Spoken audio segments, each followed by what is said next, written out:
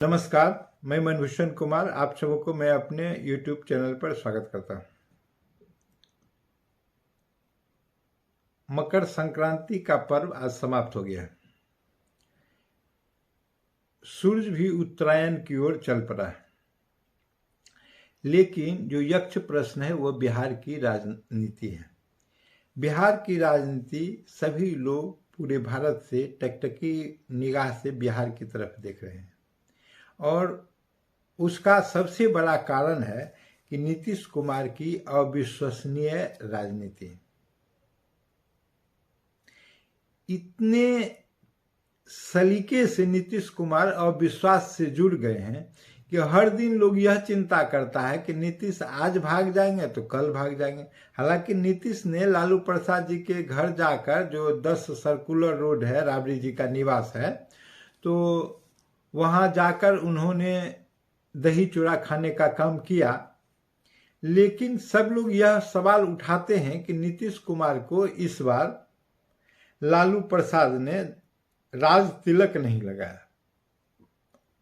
आखिर इसका कारण क्या है, जबकि इससे पूर्व लालू प्रसाद ने नीतीश कुमार को राज तिलक लगाकर सम्मानित किया था। तो क्या भीतर में कोई इस प्रकार का अनबन है कि जिसके कारण राज तिलक नहीं लगा सके? इस प्रकार से देखें कि लालू प्रसाद जी के यहाँ जब दही चूड़ा खाने के लिए गए थे तो साथ में ललन सिंह को भी नीतीश कुमार लेके गए थे। इसके भी कई लोग मायने लगाते हैं, क्योंकि पूर्व में आरोप यह लगता रहा कि ललन सिंह पार्टी को तोड़ने के लिए व्यग्र थे और वो डिप्टी सीएम बनना चाहते थे। ऐसा नहीं हो सका और नीतीश जी ने बड़ी चालाकी से ललन सिंह को राष्ट्रीय अध्यक्ष पद से दरकिनार कर दिया और सारा कमान अपने हाथ में ले लिया। हो सकता है कि नीतीश कुमार को किसी ने गलत सूचना दी हो, चूंकि राष्ट्रीय अध्यक्ष हैं, लेकिन इतने परिपक्व हैं कि इनको किस प्रकार से धोखा देना या किसी प्रकार से जानकारी नहीं होना यह संभव नहीं है। नीतीश पुराने परिपक्व राजनीतिक हैं भारत में आज के दिन, इसलिए इनको हर प्रकार का विषय की जानकारी रहती है।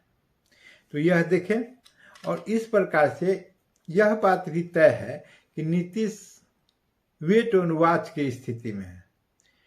उस दिन इनको संयोजक नहीं बनाया गया। ये कहते हैं संयोजक का पद में ठुकरा दिया। शरद पवार कहते हैं कि अभी सर्वसम्मति नहीं बनी है, जबकि खड़गे जी के अध्यक्ष के लिए सर्वसम्मति बन गई है। आखिर इंडिया की राजनीति किधर जा रहा है? अगर नीतीश कुमार भड़क गए तो फिर इंडिया बचेगा क्या? चूंकि एक नीतीश कुमार के आस भरोसे के कारण इंडिया का गठन हुआ है। अभी अभी देखे कि मायावती ने किस प्रकार से दुत्कार दिया इंडिया गठबंधन को। इसका भी एक अपना मायने है, क्योंकि मायावती अभी 13% वोट की मालकिन है, जो बहुजन समाज पार्टी की संरक्षिका या अध्यक्ष कहलाती हैं। लेकिन नीतीश कुमार का हमेशा पर दिन डे यह बात चलता है कि नीतीश अभी भागे तो तभी भागे, किधर भागे, इधर भागे कि उधर भागे। लेकिन यह बात भी तय है कि अभी तक नीतीश कुमार अपने बूते बिहार की राजनीति नहीं कर सके। दूसरे ढंग से कहे कि राजनीति तो अपने किए हों, लेकिन बगैर गठबंधन आज तक वो एक बार भी नहीं जीते हैं। बैसाखी जब भी मिला सत्ता में आए और मुख्यमंत्री रहे। इधर से कूद के गए, हनुमान कूद लगाए, उधर मुख्यमंत्री हो गए, फिर उधर से हनुमान कूद लगाए, इधर मुख्यमंत्री हो गए। अब कौन सा कूद लगाना चाहते हैं वो नीतीश कुमार जाने।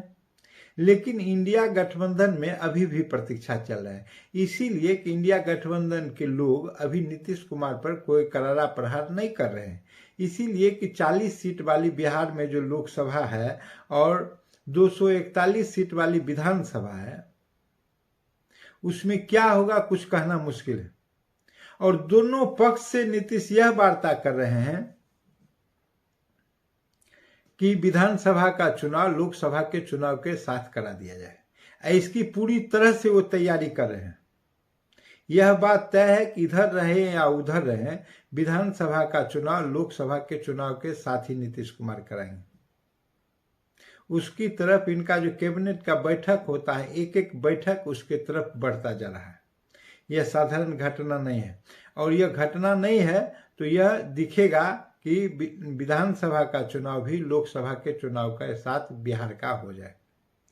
तो इसके लिए चूंकि नीतीश जी को यह हजम नहीं हो रहा है कि हम किस प्रकार से 43, 42 या 45 विधायक लेके राजनीति करें, यह मेरे लिए ठीक नहीं। उनके मन में यह बात बैठा हुआ है, दिन रात जब भी सोचते बैठते हैं कि यह कैसे हो गया, लेकिन हो गया। उनको अभी आशा है कि अगर हम किसी घटक दल के साथ जाएंगे तो फिर हम 80 सीट जीत सकते हैं।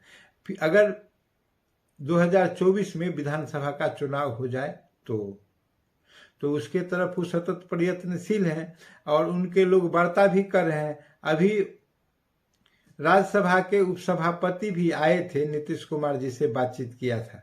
लेकिन यह बात ठीक है, नीतीश जहां भी रहे खुश रहें, आनंद से रहें, राजनीति में स्वच्छता प्रदान करें। ये हर समय दल बदल के कूद के इधर कूद से राजनीति बिहार की बहुत दूषित कर दिए हैं। हमेशा यह बात होती है कि सत्ता बचाने में लोग लगे रहते हैं, किस प्रकार हम अपने पद पर बने रहते, इसके लिए अलग अलग हथकंडा अलग अलग समय में लोग अपनाते हैं, और जिससे काम कुछ नहीं हो पाता है। ये तो पाठक जी की यशस्विता दिया जाए कि उन्होंने शिक्षा विभाग में इतनी बड़ा बहाली करके नीतीश का हाथ मजबूत कर दिया है। यह साधारण घटना नहीं है। लेकिन जो भी हो, श्रेय एक साथ दोनों पार्टी ने लिया। एक तरफ नीतीश ने उधर गांधी मैदान में प्रमाण पत्र वितरण, नियुक्ति का पत्र वितरण करके दिया, दूसरे शक्ति सिंह यादव ने भी उधर एक अलग से पीसी करके जनता को बताया कि हमारे तेजस्वी यादव के नेतृत्व में कितना काम हो रहा है, इतना शिक्षक बहाली हुआ, ये सब हुआ।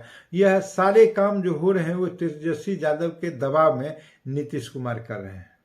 तो यह भी एक प्रकार से दोनों में विवादित बात है। लेकिन ठीक है, दोनों दल का अपना अपना स्टैंड है और लेते हैं, लेना भी चाहिए। लेकिन इस प्रकार से हमेशा यह संभावना बनी हुई है, कम से कम फरवरी तक तो बनी हुई रहेगी, कि जब तक कि चुनाव घोषणा नहीं निकल जा रहा है कि नीतीश कुमार इधर रहेंगे या उधर रहेंगे।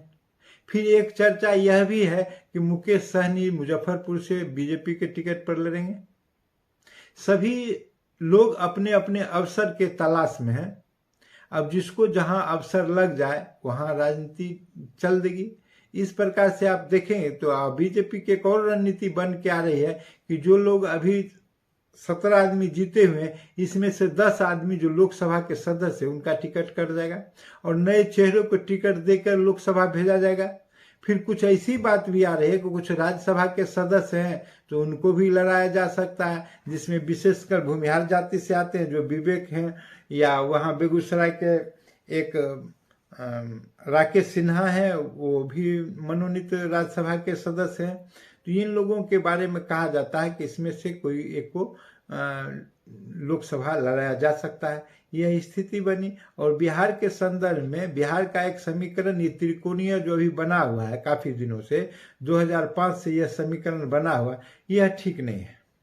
इसमें जनता को सुधार करना चाहिए। जिस दल को भी वोट दे एक साथ आर पार कर दे, ताकि बिचौलिया पार्टी सब समाप्त हो जाए। और भाजपा चाहती है कि बिचौलिया पार्टी समाप्त हो जाए, उसके लिए वो अप्रत्यक्ष रूप से कई प्रकार की योजना भी प्रस्तुत की, लेकिन अभी तक भाजपा उसमें सफल नहीं हुई है। लेकिन अगर आने वाले समय में कुछ ऐसा हो जाए तो वो ठीक होगा कि बीच का दल समाप्त हो जाए, आमने सामने का दल बचे, और भारत में जो चुनाव का भी व्यवस्था है, और उसमें विशेषकर बिहार जो जातियों से लदा हुआ राज्य है, उसके दबाव में काम होता है, तो उसके लिए भी एक दल दूसरे दल के सामने सीधा सीधा लड़ाई करें। तो यह एक स्वस्थ लोकतंत्र के लिए बहुत उत्तम विषय होगा। अगर यह वीडियो आपको पसंद आए तो इसे सब्सक्राइब करें और बेल आइकन दबाने का